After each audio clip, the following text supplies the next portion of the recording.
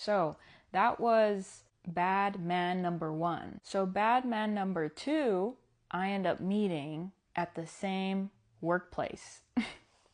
My parents end up moving to Powell River, and I said, I'm not going there. On Indeed, there was only cashier, dishwasher, and server for full-time jobs, and I just financed my car, and I was like, there is no way I'm working any of those jobs full-time. And so I moved in with this guy that became my ex-fiance. So we were roommates at first, and in my little baby believer mind, I was like, oh, I'm not gonna have sex with someone that's not my husband. Mind you, that 30-year-old said that we can move to Fiji and da-da-da, right? So I thought, oh, I have a future with this guy.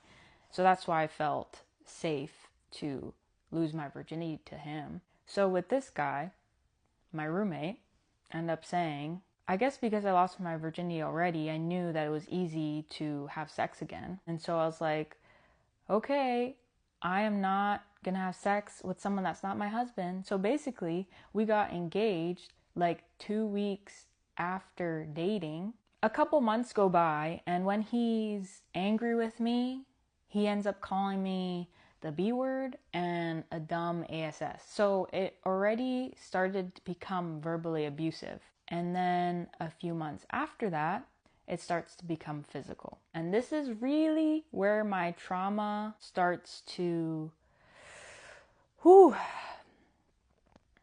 ruin my marriage with Luis. So I am someone that has an anxious attachment style, which means that when we argue, I just want to solve things right away. I want to talk about things right away. With my ex-fiance, he was like, no, I need space, and he would run to his room and just be so angry, and I felt like so scared. I guess that triggered my abandonment issues too. And so I'd go after him. He would threaten me with a bat. He would shut the door on me, and I would be like waiting by the door, just sitting there waiting for him to be calm, to love me again. Many arguments after this, it would be the same thing, except those times he wouldn't be patient with me. It led to him pushing me, choking me, slapping me in the face twice. And guess why he slapped me in the face twice? When I asked him, he would say, oh, because the first time wasn't hard enough. There was a time where he pushed me to the ground, or I fell to the ground, and I was like in a fetal position, and he kicked me all over like a school bully. There was another time where I was on my knees for some reason. Maybe I fell. I'm not sure. I don't remember. And he used my head as a punching bag. And he was just like this. And I remember the next day at work, I had like bruises. Like I felt bruises here in my temples. And I was just, I remember one of my coworkers asking if I was okay. Just like, how are you? How are you today? And I ended up bawling. So my coworker talks to my boss, and I just end up crying. I never called the cops on him because I've never been in that situation where a man put his hands on me. So I ended up forgiving him time and time again because I believed in marriage.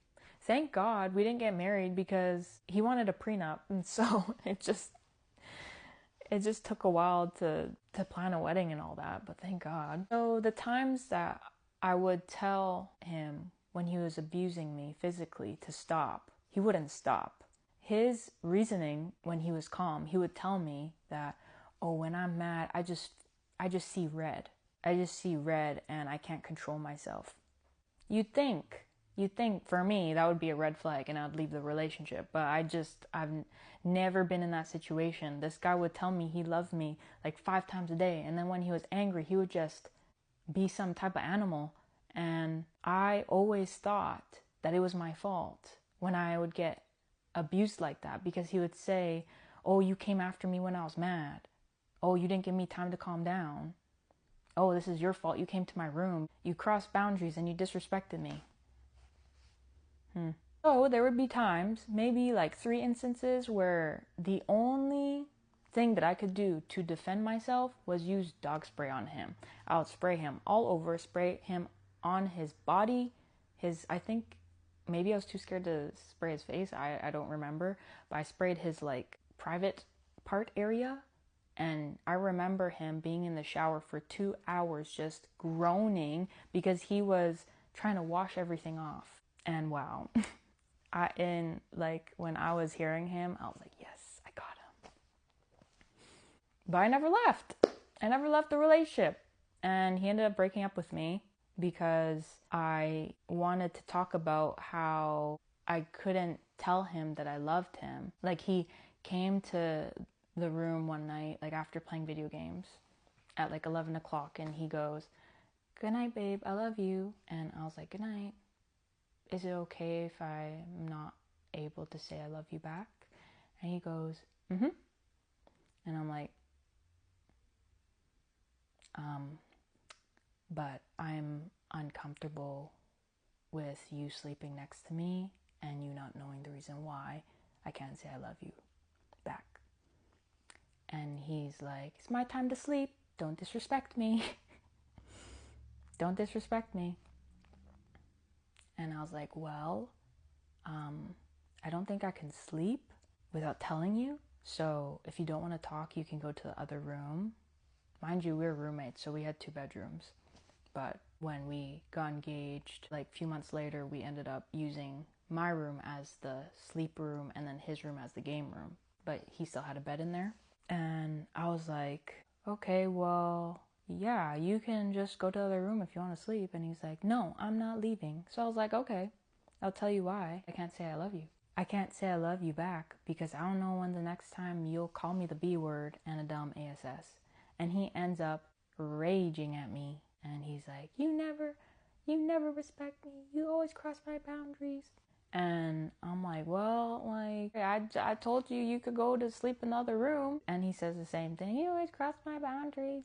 And he gets up, grabs all his pillows, and he goes, you're a B word. You're a dumb ASS. I'm done with you.